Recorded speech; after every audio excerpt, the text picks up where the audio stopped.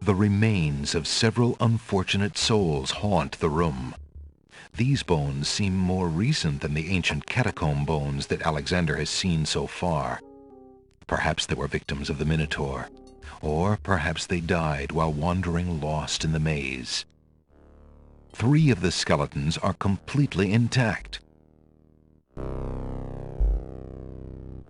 Alexander doesn't want to disturb that skeleton.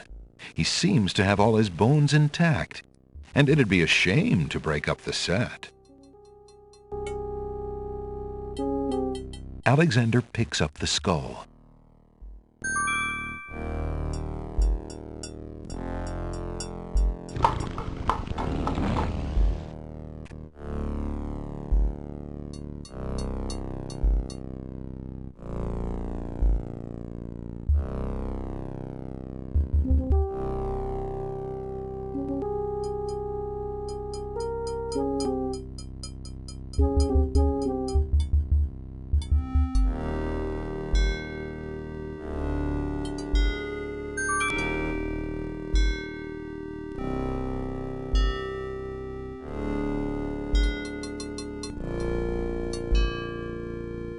Ah, you were a human only and not the monster himself. I heard you coming and thought you were the beast. Did my father send you here to save me?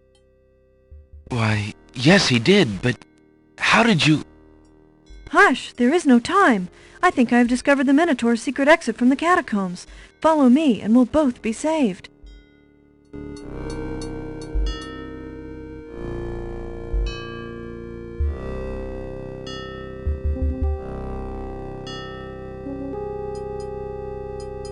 Alexander takes the shield from the wall.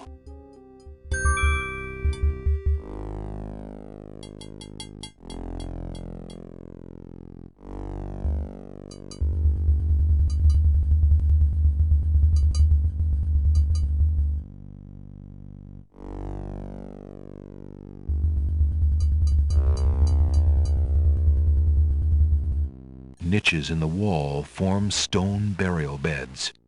Ancient bones lie crumbling on the unyielding rock. Alexander notices that this skeleton has old coins over its eyes.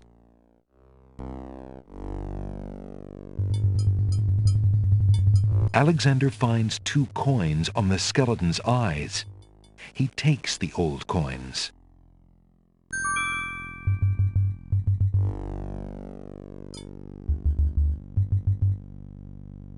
The 2 coins from the skeleton in the catacombs are extremely old and corroded. Alexander is carrying a human skull. The skull is as silent as the grave. A bit of the wallflower's shyness seems to have rubbed off on the hole in the wall, for he remains mute. The hole in the wall has 4 legs and a curly tail. He's all limbs with only a hole for a body, but that doesn't make him any less whole.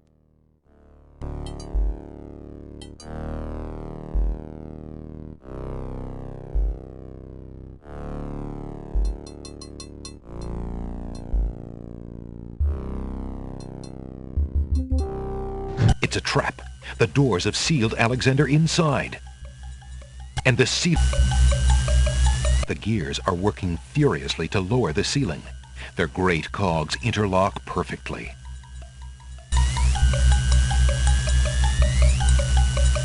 In a desperate move, Alexander throws a brick into the grinding gears.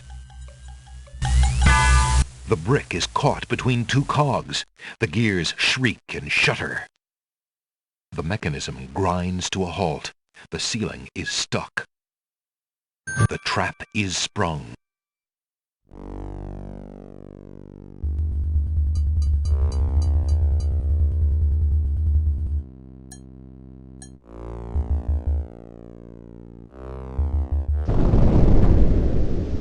Sounds! A trap floor!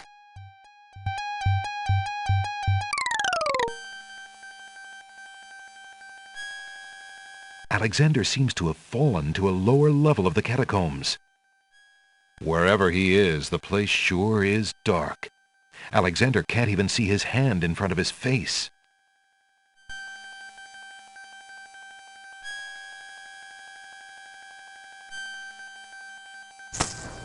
Alexander takes the candle from his tinderbox and uses the flint in the box to light it. Aha! So that's why it's dark in here. A torch is out. Alexander lights the extinguished torch and puts his tinderbox away.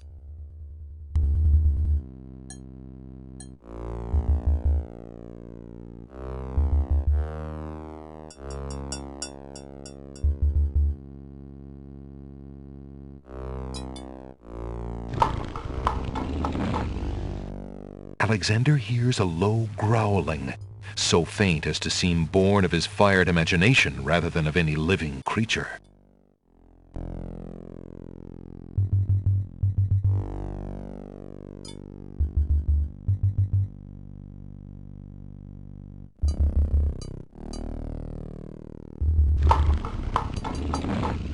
Alexander hears the sound of a wild beast again, this time so loud that the creature itself seems to be in the same room with him. The noises are coming from the other side of the east wall.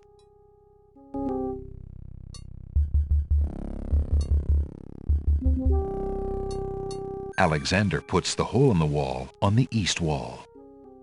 The hole in the wall trembles slightly with dread at the clammy feeling of the stones.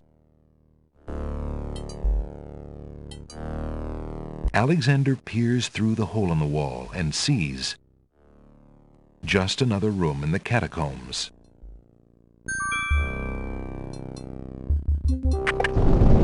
Aha! Not just another room at all. So that's why Alexander couldn't find the Minotaur's lair. At least Alexander now knows the lair exists, somewhere in the maze on the other side of this wall. While Alexander contemplates what he's just seen, the hole in the wall, frightened by the Minotaur, makes a run for it. Alexander hopes the little creature finds its way home to the Isle of Wonder.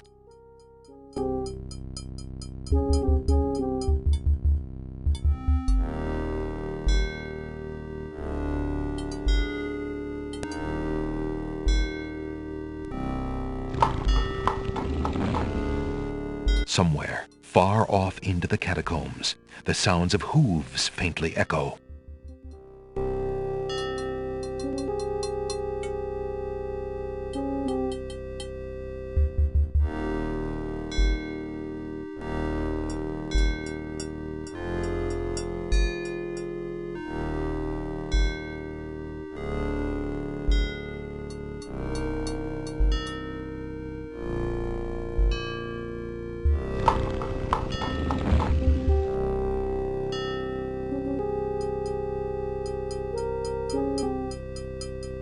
A very beautiful, very dusty tapestry hangs on the wall.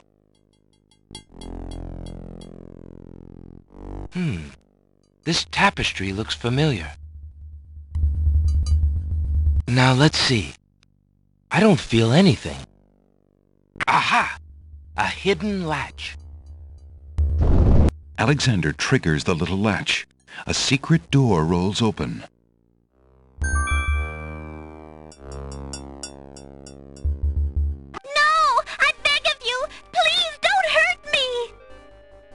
Your struggles are useless. It's the Minotaur, and he's struggling with a Winged One's girl. She must be Lady Celeste. Alexander steps further into the room. The movement catches Lady Celeste's eye. She screams for help. You there, human! Help me! Help! Who dares enter my lair? I ask you to release your captive or suffer the consequences.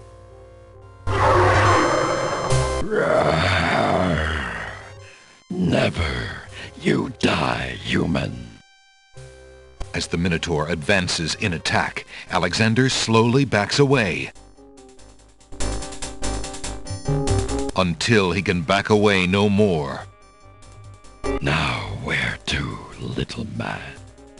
Arr!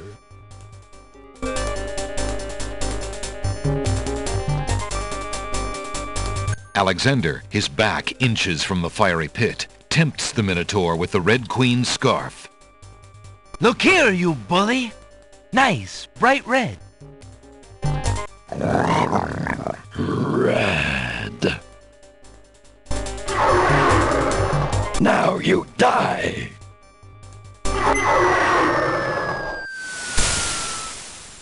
The Minotaur drops from sight amidst the consuming flames. Slowly, his scream fades as well.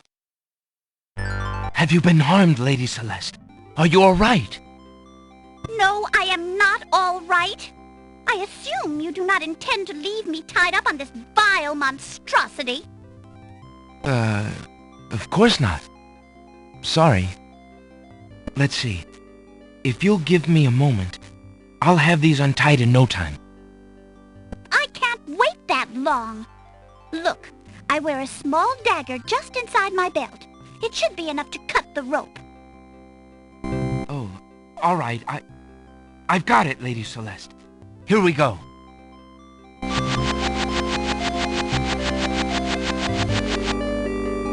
Thank you. You may keep the dagger as a gift for saving my life. That's very generous. Forget it. Do you mind if we just get out of here now?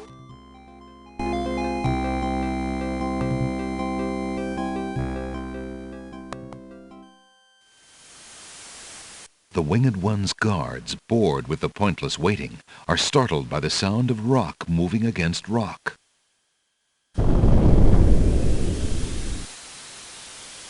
Lady Celeste, bide thee well. I'm quite well, thanks to the bravery of a mere human. So much for your superior intellects.